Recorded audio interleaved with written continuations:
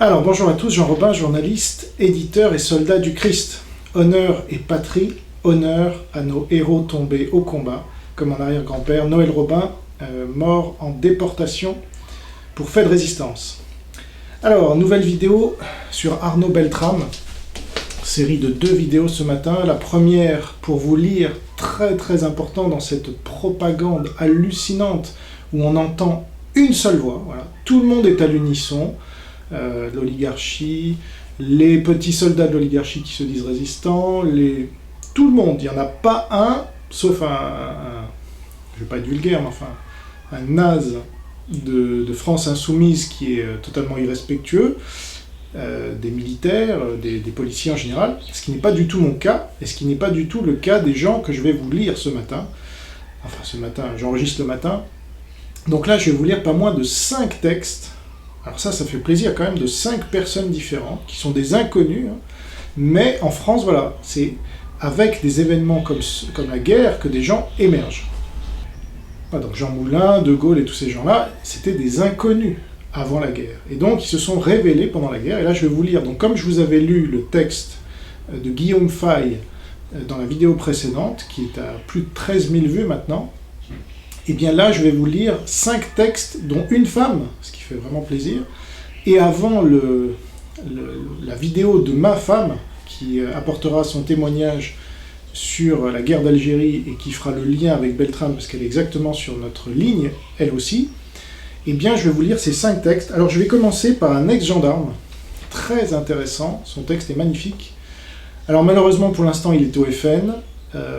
Il a pris des engagements, je ne sais pas quoi, j'en ai discuté avec lui, et donc il va devoir encore rester là-bas, alors que ce sont des collabos, je crois lui-même le reconnaît d'ailleurs, mais entre le fait de d'écrire un texte aussi génial et patriotique que celui que je vais vous lire, et puis faire le pas de rejoindre la résistance, sachant qu'aujourd'hui on n'est pas encore constitué justement, là je vais lancer le mouvement sous peu, donc je lui en veux pas, évidemment, et il pourra nous rejoindre dès lors qu'on aura officialisé le mouvement, ce qui ne saurait tarder, on y travaille, vous inquiétez pas. Donc, je vais vous lire son texte, qui est un inédit, il est paru nulle part, il me l'a envoyé, du coup, parce que c'est un des lecteurs de ma maison d'édition, et on a discuté sur Facebook, et il m'a dit, mais je suis complètement sur votre ligne sur Beltrame, et on est beaucoup de la gendarmerie, où lui c'est un ex-gendarme, donc maintenant il est agent de sécurité, il m'a autorisé à donner son nom, donc c'est Lilian Serre, ou Serré, je ne sais pas comment il faut dire,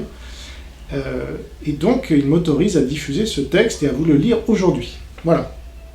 Donc c'est pour ça que je le lis en premier. Les autres ont déjà été publiés ailleurs, mais sont tout aussi importants à mon sens. Enfin, vous en jugerez. Donc, il a intitulé ça « Arnaud Beltrame ou la culture du suicide français ». Bon. Et là, sans vouloir troller, même un Dominique Vénère, vous vous rappelez, eh ben, il s'est suicidé, le gars. Donc, soi-disant grand résistant, etc., identitaire, vénéré par, sans jeu de mots, par plein de gens, chez les identitaires justement, eh ben, le gars s'est suicidé. Alors, il n'a rien trouvé de mieux. Donc, voilà, cathédrale de Notre-Dame. Donc lui, il parle de la culture du suicide français, et malheureusement, on en est là. Alors, chers lecteurs, amis, sympathisants et camarades militaires, frères d'armes, par cet article, j'espère me faire la voix d'une armée qui n'en peut plus, et qui pourtant reste toujours fidèle au poste, rasée de près, chemise repassée et chaussures lustrées, une armée qui donne son temps et son énergie à un gouvernement inconstant, irresponsable et vaniteux, qui utilise à dessein le sang des hommes et des femmes de valeur pour masquer son échec politique et idéologique. Donc vous voyez, on n'est pas du tout anti-armée, hein, on est anti-collaboration, ce qui n'a rien à voir. Vous l'aurez donc compris, je ne suis pas ici pour distribuer les fleurs, mais les baffes. Ça y va fort. Et rappeler aux Français ce qu'est réellement l'armée et la vocation militaire. Petit rappel des faits, le 23 mars 2018, une prise d'otage a lieu à Trèbes où un terroriste musulman cherche à commettre un acte d'une barbarie sans nom et briller dans la mort pour devenir le symbole d'une lutte idéologique entre le monde libre et le totalitarisme islamique wahhabite.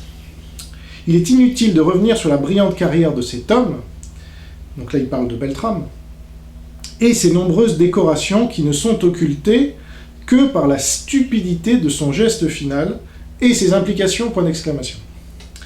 En effet, donc il fait bien la distinction, hein, c'est pas parce que vous êtes le plus haut gradé de je sais pas quoi, major de promo, de ce que vous voulez, que pour autant le geste était bon.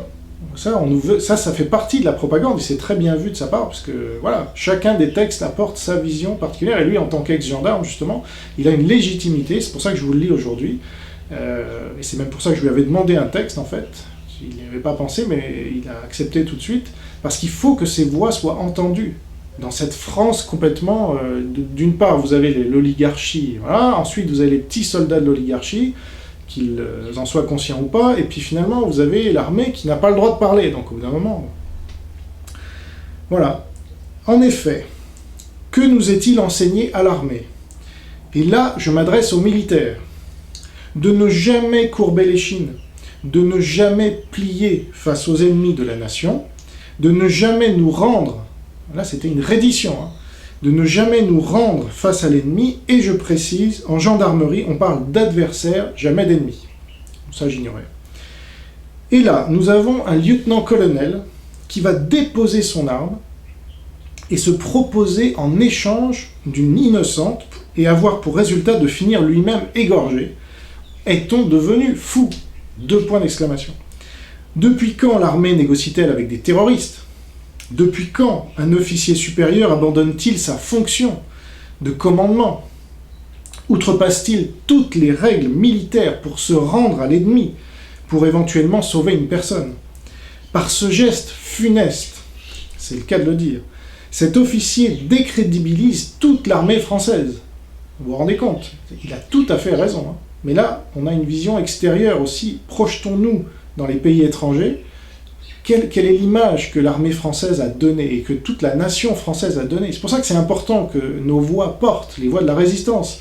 Et c'était pour ça qu'en 1940, il fallait une voix comme celle de De Gaulle et de ceux qui le suivaient, pour que la France ne soit pas abaissée vis-à-vis notamment des puissances étrangères. Et c'est ce qui nous a permis ensuite de négocier le partage de l'Allemagne, même de refuser l'Armgott des Américains, et puis d'avoir un siège au Conseil de sécurité de l'ONU. Donc c'est grâce à des gens comme ça qu'on va gagner cette guerre, parce que c'est une guerre psychologique d'abord et avant tout, morale, spirituelle. Donc j'ai oublié de le dire, mais Liancer est catholique, hein. Il se considère comme catholique traditionnaliste. Donc, par ce geste funeste, cet officier décrédibilise toute l'armée française aux yeux du monde. Par ce geste, il vient de prouver aux terroristes la faiblesse des convictions et des mœurs, jusque dans le carré des officiers. Car en effet, le message envoyé à Daesh est limpide. Les Français sacrifient leurs officiers, pour peu qu'on menace un otage. Donc, nous pouvons tuer tout le monde, tout le haut commandement français, en multipliant les attaques, et le pays sera rapidement soumis. Voilà. Donc c'est un peu comme Katyn, où l'armée, les nazis, non, c'était justement pas les nazis, c'était les communistes, avaient décimé toutes les têtes militaires polonaises. Mais là, c'était quand même, c'était pas volontaire, ils n'avaient pas tendu leur cou en disant « vas-y, c'est par là hein. ». Non, c'était les communistes qui avaient fait cette brutalité, qui avaient décapité littéralement la tête du commandement polonais. Eh bien nous y allons volontairement, on met nos coups comme ça et on dit « allez-y, je suis un haut gradé, là, c'est par là que ça se passe ». Vous vous rendez compte? Il nous est enseigné dans l'art de la guerre, donc là il fait référence au livre de Sun Tzu, je vous invite à lire, si vous voulez monter en compétence, qu'il existe de nombreuses situations périlleuses, l'encerclement, l'isolement et l'anéantissement. En effet, en déposant son arme et en s'isolant de tout renfort ou soutien, le lieutenant-colonel Beltrame s'est volontairement mis en situation de perdre le combat. Puis, en échangeant sa place avec l'otage, ce qui était décrit comme le plus beau des gestes, il s'est mis en situation d'anéantissement. Je ne saurais pas mieux le dire. D'autre part, il était pleinement conscient que l'idéologie militaire musulmane interdit toute négociation et toute compromission avec l'ennemi. Mécréant. Donc, en somme, c'est un suicide et non de l'héroïsme. Voilà, merci, ça, il faut que ça soit dit et il faut que ça soit répété. Et là, vous avez un ex-gendarme qui le dit. Donc ça veut dire qu'il y en a plein qui le pensent comme lui. Plein. Et soit ils n'ont pas le droit de le dire, soit s'ils le disent, bah, c'est dehors, ils vont perdre leur poste. Donc, et même s'ils le disent entre eux, déjà. Donc je ne parle même pas de parler publiquement. Donc lui, c'est un ex-gendarme, mais il a plein de contacts encore chez les gendarmes. Et il m'a dit, il y en a plein qui pensent comme moi. C'est pas un gars tout seul dans son coin, hein. Là, je vous parle de gens qui ont fait l'armée, qui ont été gendarmes. Donc, c'est un suicide et non de l'héroïsme. Sur le plan militaire, la défaite est totale, ce que disait Guillaume Fay. Un ennemi déjà dans nos murs est naturalisé, des civils morts en vain, et un champion, un des meilleurs officiers français, mort avec la perte de son savoir et la mort prochaine de tous ceux et celles qu'il ne pourra pas protéger comme il aurait dû le faire. Ça, c'est ce que j'avais dit notamment. C'est évident. Car la question que personne ne se pose est bien celle de combien d'autres vont mourir après cette attaque. Combien d'officiers vont suivre et se suicider à leur tour. Combien de civils tomberont sous les coups des terroristes qui ne pourront être stoppés par des militaires hélas déjà morts. Aujourd'hui, j'appelle mes camarades et frères d'armes, ceux qui me soutiennent, à dire non. Si ça ne vous rappelle rien, consultez votre histoire, notamment la Deuxième Guerre mondiale. Non, nous ne sommes pas des idiots qui se sacrifient bêtement. Nous sommes une muraille, une force qui protège la nation, et nous ne lâchons rien face à l'islam. Nous ne nous rendons pas, et nous périrons les armes à la main. L'ennemi, pour frapper notre peuple, devra enjamber nos corps morts et refroidis dans le tumulte des combats. Ça, voilà. Ça, c'est du courage, ça, c'est de la virilité. Et je me demande ce que ce gars-là fait encore au FN. Je lui ai dit. Il a de plus en plus de mal à le justifier, d'ailleurs, parce que le FN, c'est les premiers, vous le verrez dans une autre vidéo, à donner des noms de rue à Beltrame, hein. Donc à se suicider. Marine Le Pen, oui, c'est un héros. Et Steve Roy, oui, c'est un héros. Et Gilbert Collard, c'est un héros. Tout le monde, c'est un héros. Voilà. Nous sommes les dignes héritiers des guerriers francs, les chevaliers croisés, de la grande armée royale et napoléonienne. Nous sommes les fils et filles du chemin des dames et de Verdun. Nous sommes les héritiers de résistants maquisards, et nous ne faillirons pas à notre tâche sacrée. Voilà. Merci Lilian Serre, ça fait plaisir, franchement, ça... Wow. Je ne sais pas ce que vous en pensez là, de l'autre côté de votre écran, mais moi quand je lis ça, ça me booste pour la journée, là, minimum. Hein. Donc si vous avez un petit coup de mou, hop, vous relisez ce texte ou vous repassez cette vidéo et ça va le faire. Aujourd'hui, et en ce jour, commence la lutte pour reconquérir le cœur de notre pays et en finir avec le culte des martyrs. Aujourd'hui, nous disons stop aux morts inutiles. Aujourd'hui, plus que jamais, la rigueur et la discipline sont de mise. Hein, il a désobéi, donc. Aujourd'hui, le destin nous éprouve une nouvelle fois dans nos convictions et notre foi. Aujourd'hui, plus que jamais, honneur et patrie. Voilà. Donc ça, c'était important que je vous le lise, et je remercie encore Lilian Serre de m'avoir fait parvenir ce texte. Alors, honneur aux dames. Alors ça, c'est un texte que je n'avais pas trouvé par moi-même, mais qui m'a été mis en commentaire par donc Alexandra Évrard, qui est l'auteur de ce texte, qui est, alors là vous allez voir, c'est intéressant parce que c'est une vision plus féminine et c'est tout à fait complémentaire à tous les textes que je vous ai déjà lus, de Fay ou de Serre, ou les vidéos que j'ai pu vous faire. Alors voilà ce qu'elle écrit le 30 mars dernier, donc assez peu de temps après les événements. Alors voilà ce qu'elle écrit sur le média Medium, que je ne connaissais pas. Paix à son âme. Mais si Arnaud Beltrame n'était pas un exemple à suivre, point d'interrogation. Ça, c'est le titre.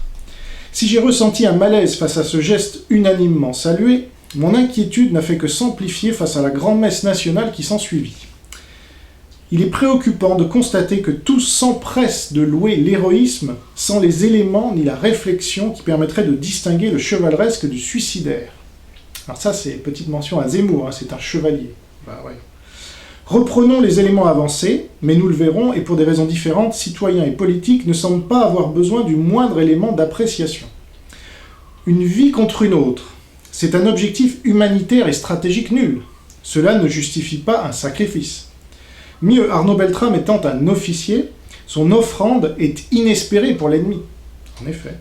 Ensuite, si son exécution à lui, lieutenant-colonel, était certaine, celle de l'otage civil n'était qu'une éventualité, c'est vrai.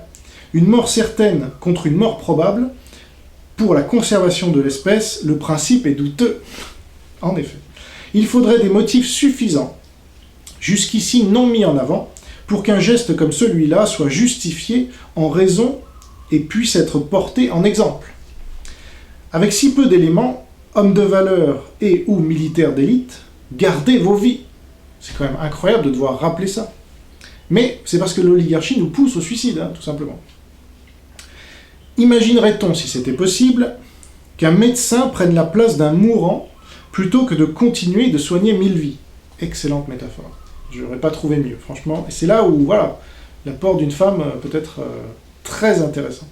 Mais je dois remarquer que c'est une exception pour l'instant. C'est pour ça que quand on me critique, oui, tu es misogyne ou je sais pas quoi, parce que j'avais dit dans une vidéo que telle nana avait rien compris, était défaitiste, eh ben oui, c'est un fait. La plupart, mais le problème aujourd'hui, c'est que la plupart des hommes sont aussi défaitistes. Donc voilà, on en est vraiment là.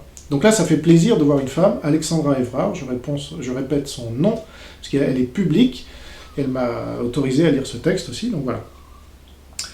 Alors, ce monsieur était plus précieux vif que mort, qu'un professionnel de sa qualité, formé pour protéger des vies en masse, se substitue au premier quidam venu, ce n'est pas un cas qu'on peut souhaiter voir se multiplier.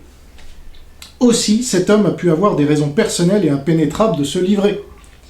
Une pulsion suicidaire, a fortiori chez celui qui venait d'enterrer son père suicidé, voilà, c'est ce que j'avais évoqué, ou bien une exaltation chez ce militaire qui a baigné dans la gloire des morts pour la patrie, reconnaissante, de celle qui fait oublier la raison, sa femme, les siens et autres terrestres raisons d'exister, point d'interrogation.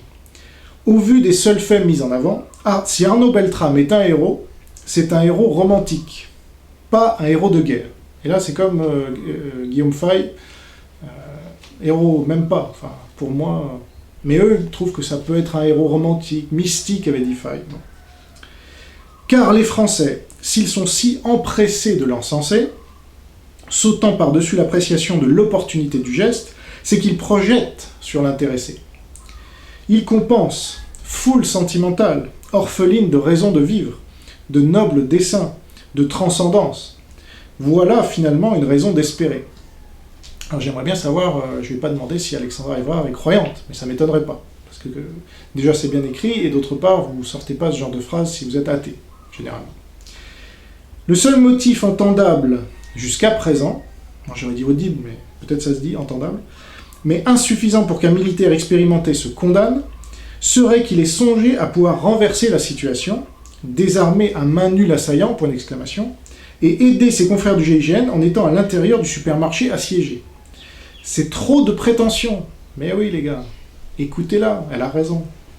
C'est trop s'exposer pour trop peu de chances de succès, pour que tel cas puisse raisonnablement constituer un exemple militaire.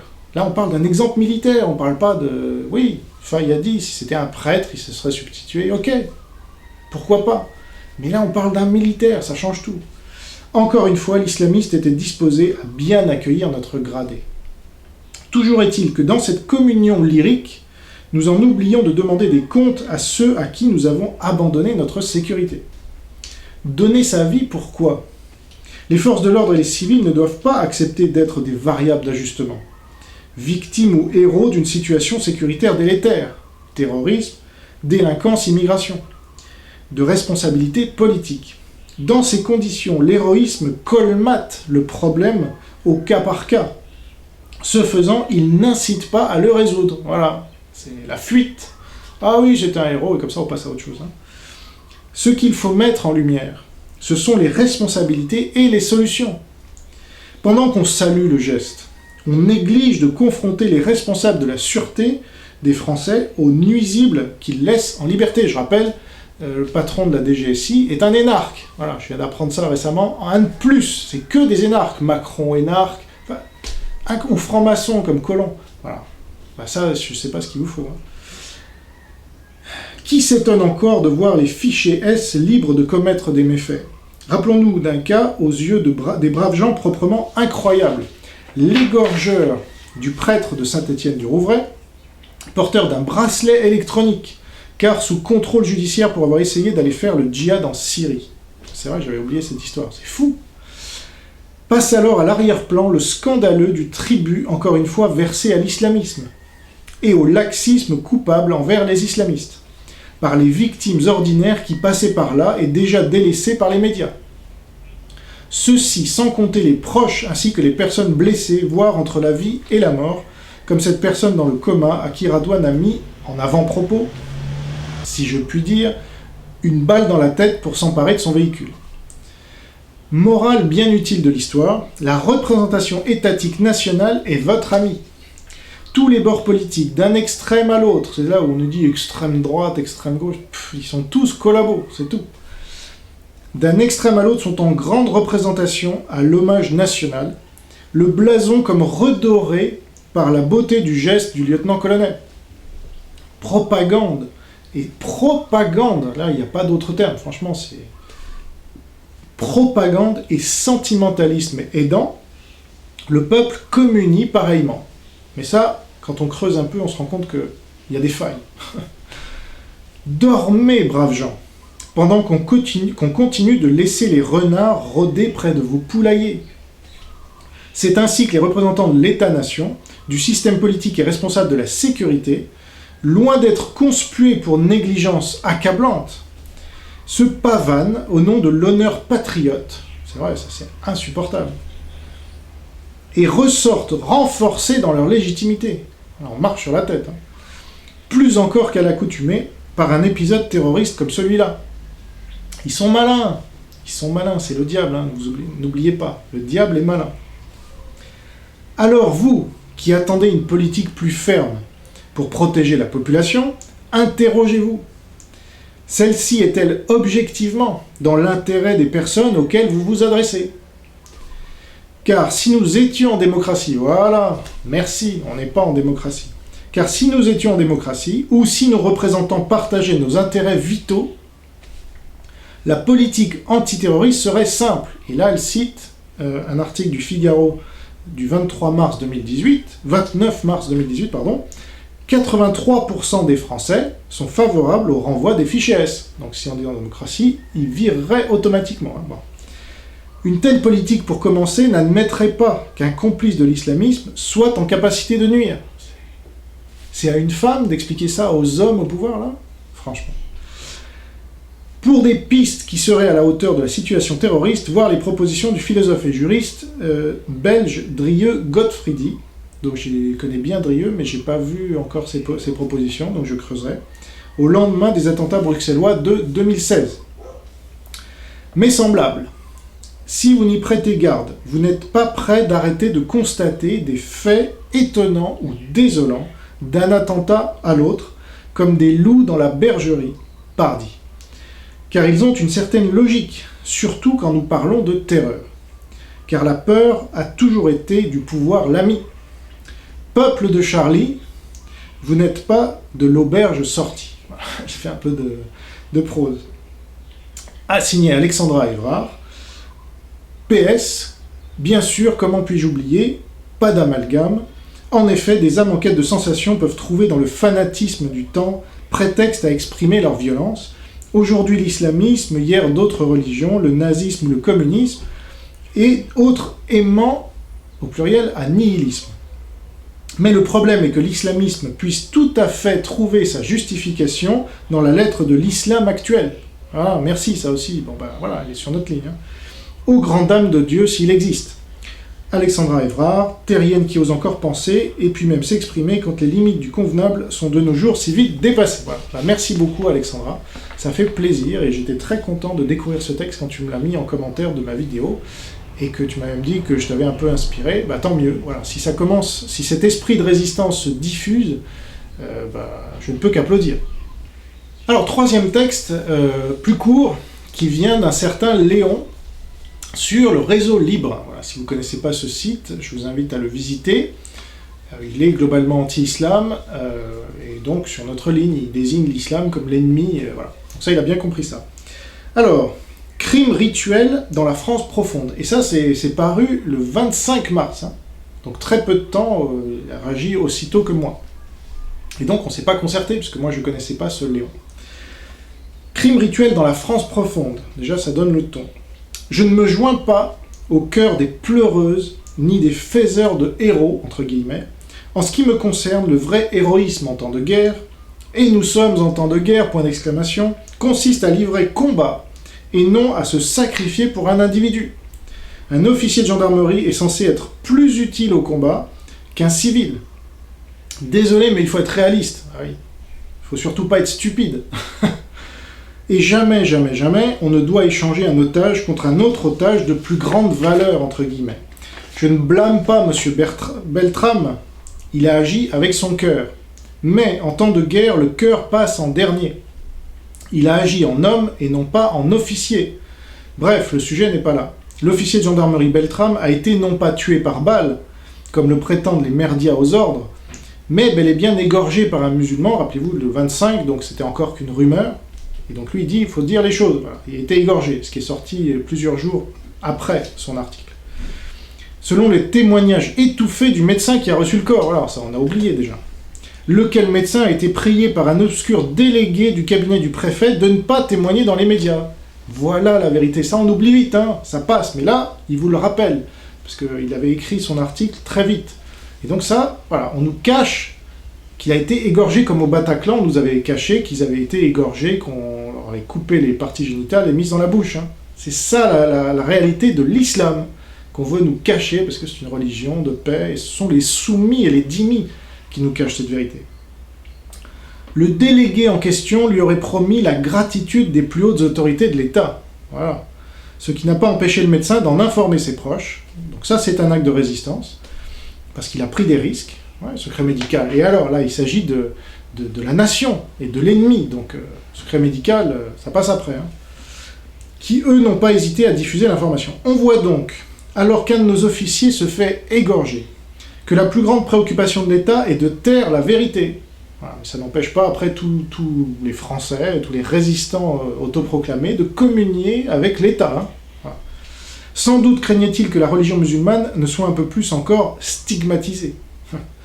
Entre guillemets. Il ne peut en tout cas pas craindre que les Français ne soient descendus dans la rue avec des armes pour venger l'officier Beltrame. Aucun risque. Les seules armes des Français sont fleurs, bougies et vaseline. Voilà. C'est pitoyable. Une fois de plus, le vivre ensemble, comme l'a dit la mère de Beltrame, hein, pourquoi est-il mort? Pour le vivre ensemble. Pour le vivre ensemble, voilà. C'est la nouvelle religion. Il y avait la religion de la Shoah, et maintenant il y a la religion du vivre ensemble, c'est nouveau. Voilà. Il faut mourir pour elle, hein, apparemment. Pour rien, mais si, pour le vivre ensemble. Une fois de plus, le vivre ensemble l'emporte avec son cortège d'assassinats barbares. Et une fois de plus, fleurissent les promesses viriles de vengeance sur les réseaux sociaux. Voilà. J'étais en banlieue parisienne cet après-midi-là, en Seine-Saint-Denis. Là-bas, il festoie. Voilà. Je pense pas qu'il ait inventé ça. Donc ça, c'était Léon. Alors, pour finir, je vais vous lire un texte. Donc je crois qu'il y en avait 4 finalement, je me suis trompé en disant 5. Je vais vous lire un texte que j'ai découvert encore plus récemment sur un autre site. Alors voilà, c'est sur un site qui s'appelle guerredefrance.fr. Donc là, vous allez voir sur ce site, les gars sont des militaires, des gendarmes ou anciens gendarmes, et ils vous disent qu'on est en guerre, voilà, et qu'il faut se préparer concrètement, surtout si vous avez fait votre service militaire. Bon, je ne rentre pas dans ce détail, donc là je vais vous lire un édito qui date du 9 avril dernier, donc très récent, et qui dit, très court mais très précis, « Le colonel Beltrame est érigé en héros. Le système, entre guillemets, en a bien besoin. Difficile de nager à contre-courant. Précision, j'ai participé à l'hommage rendu à la caserne de gendarmerie de ma ville. C'est bien le moins pour un officier de réserve qui a servi dans cette arme, d'origine ABC, puis BIF dans la DOT. » Là, il parle de lui. Hein. Et pourtant, le facteur déclenchant du terroriste est sans nul doute sa convocation par lettre par les abrutis de la DGSI. Alors là, c'est bien parce qu'on a un autre son de cloche. Alors lui, c'est carrément un gendarme qui parle sous pseudo et qui dit, il a des informations. Un fichier S se coxe à l'aube manu militari. Qui dit, ça servait à rien d'envoyer une lettre. Franchement, le patron de la DGSI, donc un énarque, hein, voilà. Il faut aller le choper, le gars, et puis c'est tout, parce que comme le Redouane, je sais pas quoi, l'ACDIM a reçu sa lettre, apparemment c'est ça qui l'a encouragé à passer à l'acte. Ce que j'ignorais. Le colonel Beltrame avait participé à un exercice peu avant où le scénario envisageait, 3 petits points, un échange des otages contre lui-même. Aubaine naïve, inespérée pour l'adversaire.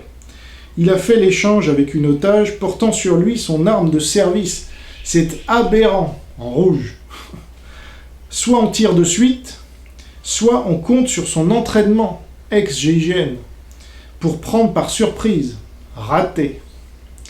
Il y a un véritable héros. Ça, on le dit jamais.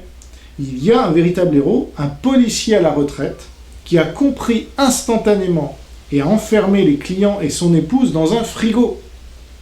Puis est retourné sans armes vers le terroriste.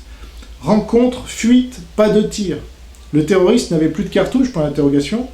Le procureur Molins, si méticuleux habituellement, ferait bien de nous expliquer le déroulement de ce qui s'est passé dans le Super U, qui peut être reconstitué avec l'emplacement des douilles et des impacts. Pétoire 7,65 mm contre 9 x 19 mm de l'arme de service du colonel. Voilà. Et après, il diffuse un article du Parisien en s'en moquant. Voilà, donc finalement ce sont 4 textes, puisque j'avais inclus la future vidéo de ma femme, mais elle ne sera diffusée que plus tard. Et donc pour cette vidéo-là, vous avez eu droit aux 4 textes de patriotes français résistants, voilà, seuls contre tous, qui nous rejoignent donc, officiellement, puisqu'ils ont publié ça publiquement, avec leur nom ou pas, peu importe. Là, un gendarme, vous avez même un gendarme de l'intérieur qui vous parle et qui prend tous les risques pour ça. Hein. Donc, j'espère que ça vous a reboosté le moral, parce que c'est ça dont il s'agit, hein. On ne s'en rend pas compte quand on baigne dans la collaboration et dans le défaitisme, comme en 40, mais il y a la voie de l'honneur, il y a la voie du courage, et de l'honneur militaire notamment.